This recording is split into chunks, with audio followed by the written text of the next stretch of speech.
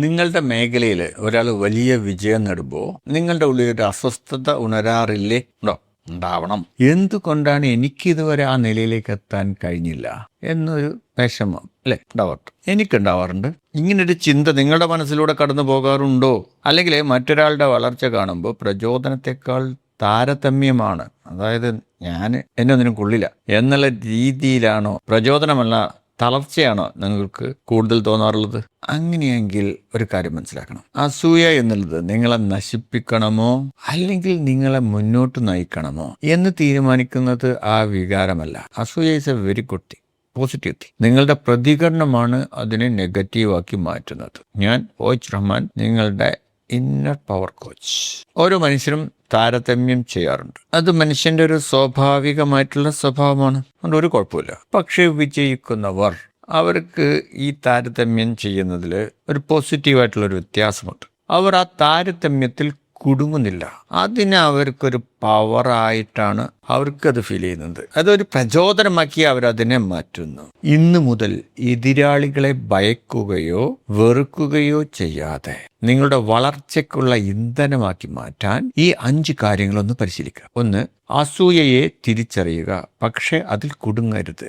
അസൂയ തോന്നിക്കഴിഞ്ഞാൽ അയ്യ ഞാൻ എന്തൊരു മോശക്കാരനാണ്, എൻ്റെ മനസ്സിലെന്താ എങ്ങനെ പറഞ്ഞു എന്ന് പറഞ്ഞുകൊണ്ട് സ്വയം കുറ്റപ്പെടുത്തരുത്. അതിന് പകരം ഇങ്ങനെ ചോദിക്കുക, അവരില് ഞാൻ ആഗ്രഹിക്കുന്ന എന്താണ് ഉള്ളത്? പണമാണോ, സ്വാധീനമാണോ, അറിവാണോ, ബ്രാൻഡ് വാല്യൂ? ഉത്തരം കിട്ടിക്കഴിഞ്ഞാൽ അതാണ് പിന്നെ നിങ്ങളുടെ അടുത്ത ലക്ഷ്യം. റൈറ്റ്. രണ്ടാമത്തെ കാര്യം, താരതമ്യം അവസാനിപ്പിച്ച് ഇനിയും ഇങ്ങനെ താരതമ്യം ചെയ്ത് നിൽക്കാണ്ട് പഠനം ആരംഭിക്കുക. ആ താരതമ്യത്തിലെ തുലനവും അതിൻ്റെ മുകളിലേക്ക് അതുക്കും മേലെ നീങ്ങാനുള്ള പഠനം ആരംഭിക്കുക. അതിനെ അവരെ ഒന്ന് പഠിക്കുക. അവരെങ്ങനെ വിജയിച്ചു, ഏത് ശീലങ്ങളാണ് അവരെ വളർത്തിയത്, ഏത് തീരുമാനങ്ങളാണ് അവരെ മുന്നിലെത്തിച്ചത്. അവരെ വിമർശിക്കുന്നതിന് നമ്മൾ ചെലവാക്കുന്ന സമയം അവരിൽ നിന്ന് പഠിക്കാനായിട്ട് ഉപയോഗിക്കുക. മൂന്നാമതായിട്ട്, അസ്വസ്ഥത ഉണ്ടല്ലോ, ഫ്രസ്ട്രേഷൻ, അതിനെ പ്രവർത്തനമാക്കി മാറ്റുക. അതിനെ കത്തിക്കണം. അയ്യേ ഞാൻ ഡീസൻ്റാണ്, എനിക്ക് അസൂയല്ല, അവർ നന്നാവട്ടെ എന്നൊന്നും പറഞ്ഞ് അതിൻ്റെ ആ ഊർജത്തിനെ കെടുത്തരുത്. അതായത് മറ്റൊരാളുടെ വിജയം കണ്ട ദിവസം പിന്നെയും സമയം കളയാൻ വേണ്ടിയിട്ട് സോഷ്യൽ മീഡിയയിൽ മണിക്കൂറുകൾ ചെലവഴിക്കരുത്. ആ കിട്ടിയ ആ ഒരു ഫ്രസ്ട്രേഷൻ, എനർജി, അത് ഉപയോഗിച്ച് അപ്പം തന്നെ ഒരു പുതിയ പദ്ധതി അങ്ങോട്ട് ആരംഭിക്കുക. ഒരു പുതിയ ക്ലയൻറ്റിനെ സമീപിക്കുക, ഒരു പുതിയ കഴിവ് പഠിക്കുക, ഒരു പുതിയ വീഡിയോ നിർമ്മിക്കുക. ഇപ്പം നമ്മൾ ആ ലക്ഷ്യത്തിലേക്ക് എത്തിക്കാൻ നമ്മൾ സഹായിക്കുന്ന ഒരു പുസ്തകം വായിക്കുക. വികാരം പ്രവർത്തനമായി മാറുമ്പോഴാണ് വളർച്ച ആരംഭിക്കുന്നത്. വികാരം വേണം.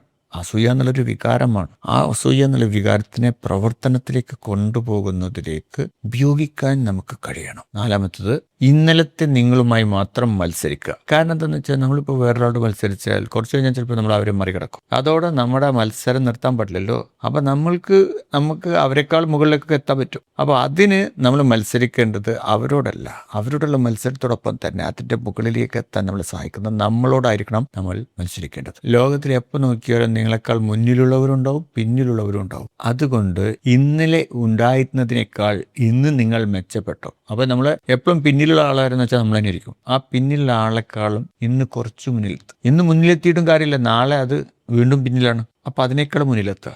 ഇന്നലെ ഉണ്ടായിരുന്നതിനേക്കാൾ നിങ്ങൾ ഇന്ന് മെച്ചപ്പെട്ടോ എന്നുള്ളതാണ് പ്രധാന ചോദ്യം. പ്രധാന മത്സരം നിങ്ങളും നിങ്ങളുടെ പഴയ പതിപ്പും തമ്മിലാണ്. റൈറ്റ്. അഞ്ചാമത്തത്, നിങ്ങളുടെ സ്വന്തം പാത, ക്രിയേറ്റ് യുവർ ഓൺ വേ.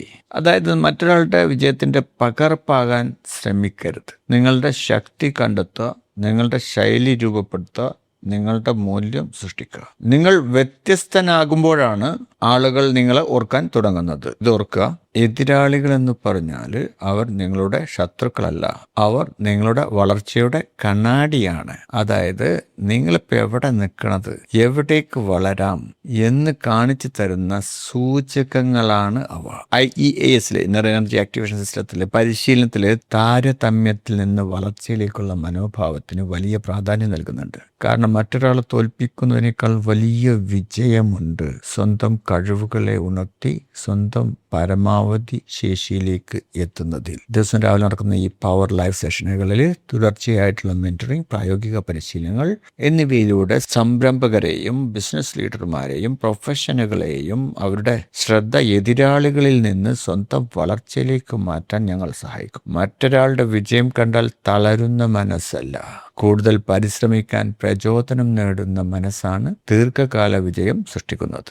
നിങ്ങളും നിങ്ങളുടെ കഴിവുകളും അടുത്ത തലത്തിലേക്ക് ഉയർത്താൻ നിങ്ങൾ തയ്യാറാണെങ്കിൽ കം ടു മീ. വിജയിക്കുന്നവർ എതിരാളികളെ തോൽപ്പിച്ചവരല്ല, എതിരാളികളെ കണ്ടപ്പോൾ കൂടുതൽ മികച്ചവരാകാൻ തീരുമാനിച്ചവരാ.